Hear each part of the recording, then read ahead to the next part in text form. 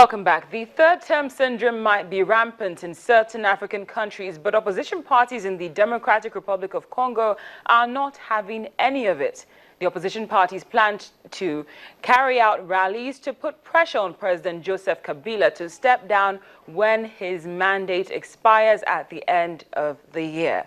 This step is being taken to avoid violent history repeating itself. As you will recall that last year, at least 40 people were killed after security forces opened fire on demonstrators.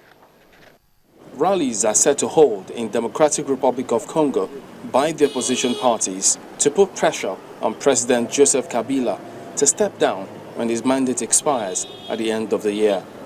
This comes after the DRC president's refusal to promise to leave power at elections due in November.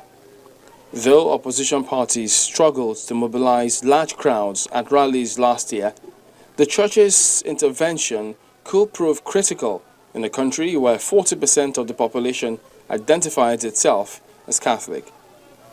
Some residents in the capital city say the government would have called for a dialogue on an earlier date, not when the regime is about coming to an end.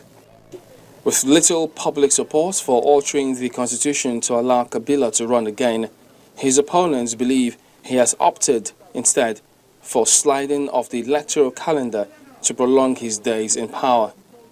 Already, local and provincial elections scheduled for last year have failed to happen, and some of Kabila's allies have suggested delays of up to 4 years in the presidential election to clean up an inaccurate and incomplete voter lists.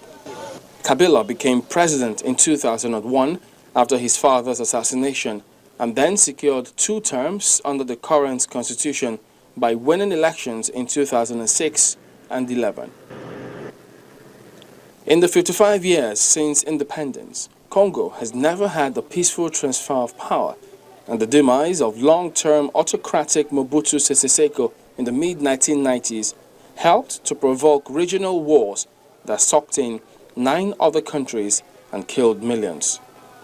Coalition of opposition parties and activist groups have announced a series of rallies from next week, and the powerful Roman Catholic Church has called for protest marches on February 16. Well, finally, it's almost been a week since the Egyptian tourism industry suffered another blow when tourists were attacked at Hurghada Resort. That is just one in a series of recurrent attacks recorded in the North African country since 2011. As a result, the Foreign Minister Frank-Walter Steinmeier and his Egyptian counterpart, that's Sameh Shoukry, are discussing measures to ensure the safety of tourists in a meeting in Berlin. Both countries also want to work together to de-escalate tensions between Iran and Saudi Arabia. A new confrontation between the two countries, that's Germany and Egypt, would be the last thing the region needs. And on that note, here is our question of the day. We're asking, what are your thoughts about West Africa being declared Ebola-free? Feel free to send us your feedback either via email or Twitter. The address and handle will appear on your screen right now.